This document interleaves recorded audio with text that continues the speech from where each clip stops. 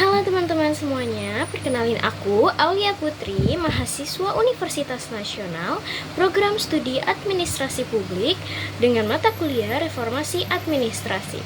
Nah, di sini aku ingin mempresentasikan pemahaman aku sendiri terkait mata kuliah Reformasi Administrasi tentang mengenai reformasi administrasi dan juga birokrasi di Indonesia. Nah, kenapa sih aku memilih topik ini? Karena topik ini sangatlah penting dalam menjalankan pemerintahan dan juga pelayanan kepada masyarakat. Serta reformasi birokrasi ini merupakan salah satu kunci dalam mewujudkan pemerintahan yang bersih, efisien, dan juga responsif. Nah, sebelum kita memasuki ke penjelasan yang lebih dalam dan juga jelas, aku di sini akan memberikan pemahaman kepada kalian mengenai birokrasi itu sendiri. Nah, birokrasi itu sendiri merupakan suatu sistem organisasi yang disusun secara formal dan juga rasional dalam menjalankan tugas-tugasnya dalam pemerintahan secara terstruktur dan juga rapi. Nah, birokrasi itu sendiri mempunyai arti dalam bahasa Prancis yaitu bureau yang artinya meja kerja ataupun kantor, dan juga dalam bahasa Yunani yaitu kratein yang artinya memahami ataupun mengatur. Nah, birokrasi menurut Max Weber, seorang sosiolog Jerman terkenal, itu merupakan suatu sistem organisasi yang ideal yang dimana birokrasi tersebut ditandai dengan pembagian tugas yang jelas, terus juga suatu sistem aturan yang tegas serta hierarki kekuasaan yang terstruktur.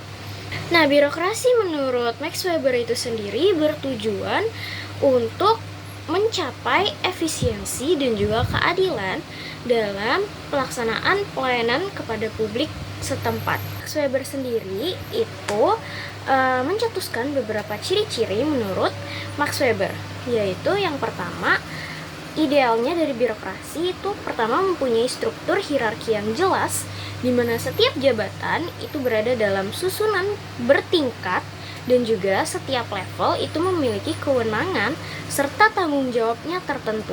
Nah, yang kedua ciri-cirinya itu ada jabatan diisi berdasarkan kompetensi, yaitu pegawai itu dipilih berdasarkan kemampuannya masing-masing ataupun potensi dirinya masing-masing dan bukan karena koneksi pribadi. Yang ketiga, ada pula ASN direkrut melalui tes dan juga kualifikasi, yaitu proses seleksi ini dilakukan secara objektif, terbuka, dan berdasarkan merit system. Nah, yang keempat, itu ASN mendapatkan gaji tetap dan juga tunjangan, di mana sistem penggajian itu dirancangkan supaya adil dan juga tidak bergantung pada pada suka ataupun tidak suka kepada atasannya masing-masing. Nah, yang kelima, itu ada batasan usia kerja. Nah, ini tuh untuk menjamin regenerasi dan juga pembaruan dalam struktur birokrasi. Nah, yang keenam, itu ada pegawai bekerja untuk negara, bukan milik pribadi. Nah, ASN ini tidak boleh bertindak atas nama pribadi, melainkan juga mewakili lembaga negara. Yang ketujuh, itu ada kontrol dan juga pengawasan terhadap kinerja ASN, yang dimana mekanisme evaluasi kinerja itu diperlukan untuk memastikan ASN dapat bekerja sesuai dengan tugasnya masing-masing. Nah, setelah aku menjelaskan beberapa ciri-ciri birokrasi menurut Max Weber, di sini aku akan menjelaskan juga kelebihan dan juga kelemahan yang dimiliki birokrasi. Yang pertama, aku akan menjelaskan terkait kelebihannya terlebih dahulu. Yang pertama itu ada pembagian tugas yang jelas, yang membuat setiap pegawai itu tahu akan tanggung jawabnya masing-masing. Yang kedua, itu adanya jenjang karir dan juga kepastian hukum dalam menciptakan motivasi kerja dan keamanan dalam bekerja. Nah, yang ketiga, itu ada penggunaan merit system yang menjamin bahwa posisi ini diberikan kepada yang berkompeten. Nah, yang keempat, itu sistem dokumentasi ini tertulis dan memungkinkan adanya jejak administrasi yang bisa dilacak dan juga diaudit. Namun, birokrasi sendiri itu pasti memiliki kelemahannya, seperti kurangnya fleksibel atau lamban beradaptasi karena terlalu berfokus kepada prosedur. ataupun prosedur yang berbelit-belit dan juga kaku. Nah, yang kedua, kelemahannya juga kaku, itu karena hanya terpaku kepada aturan ataupun prosedur tadi, sehingga terkadang dapat menghambat suatu inovasi. Nah, yang ketiga, itu tujuan dari organisasi itu bisa berubah menjadi sekedar menjalankan rutinitas saja dan bukan lagi berorientasi kepada hasil. Nah, setelah kelemahan dan juga kelebihan dari birokrasi, aku ingin menjelaskan terkait birokrasi itu sebagai model, terus juga sistem, dan juga budaya. Nah, masing-masingnya ini memiliki artinya masing-masing. Yaitu birokrasi sebagai model berarti birokrasi yang banyak digunakan dalam lembaga pemerintahan besar seperti kementerian dan juga lembaga daerah. Nah, selanjutnya itu ada sebagai sistem kerja. Nah, birokrasi ini dapat membantu pemerintahan dalam menjalankan tugasnya secara konsisten dan terkoordinasi. Nah, yang ketiga itu sebagai budaya kerja. Nah, birokrasi ini dapat membentuk pola pikir yang baik dan juga sikap pegawai yang berorientasi kepada aturan, efisiensi, dan juga kepatuhan. Nah, budaya birokrasi ini bisa berdampak positif loh jika ditanamkan dengan benar. Namun, hal tersebut bisa menjadi kebalikannya, yang dimana bisa menjadi suatu penghambat jika budaya kerjanya tersebut itu terlalu bersifat formalistik dan juga kaku. Nah, setelah aku membicarakan birokrasi sebagai model, sistem, dan juga budaya, di sini aku akan memaparkan ataupun menjelaskan pemahaman aku terkait prinsip-prinsip dan juga asas dalam birokrasi itu sendiri. Nah, yang pertama, birokrasi itu memiliki prinsip utamanya yang mendasar, yaitu legalitas, impersonal, dan juga diskresi. Nah, legalitas sendiri itu merupakan tindakan birokrasi yang mana hal tersebut harus berdasarkan hukum dan juga aturan tertulis.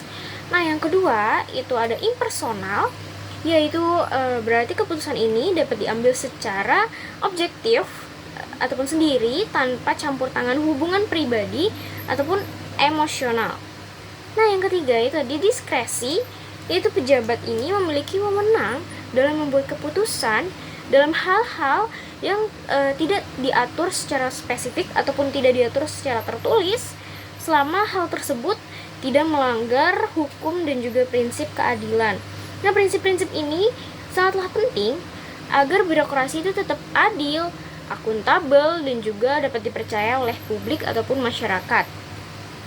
Nah, setelah prinsip-prinsip, aku akan menjelaskan terkait tanggung jawab dari aparatur sipil negaranya, yaitu ASN. Nah, sebagai pelaksana utama dalam birokrasi, ASN ini memiliki tanggung jawab besar, yang dimana antara lain yang pertama itu taat terhadap hukum dan juga aturan yang berlaku, serta menjunjung tinggi konstitusi. Nah, yang kedua itu bertanggung jawab terhadap tugas dan juga wewenangnya dengan penuh integritas dan profesionalisme. Nah, yang ketiga itu menjaga etika jabatan, di mana tidak menyalahgunakan kekuasaan ataupun menerima gratifikasi. Nah, yang keempat itu melayani masyarakat dengan prinsip transparansi ataupun terbuka, akuntabilitas ataupun bertanggung jawab, dan juga profesionalisme, yaitu berkompeten dan juga beretika. Nah, ASN ini adalah wajah dari pemerintah di mata masyarakat, di mana dengan demikian peran ASN ini dan juga sikap mereka ini sangatlah menentukan citra birokrasi secara keseluruhan. Nah, tujuan dari reformasi administrasi dan birokrasi ini adalah untuk membangun birokrasi Indonesia yang lebih efisien, bersih dari korupsi, kolusi, dan juga nepotisme ataupun KKN, serta mampu memberikan pelayanan publik yang cepat, tanggap, tepat, dan juga adil.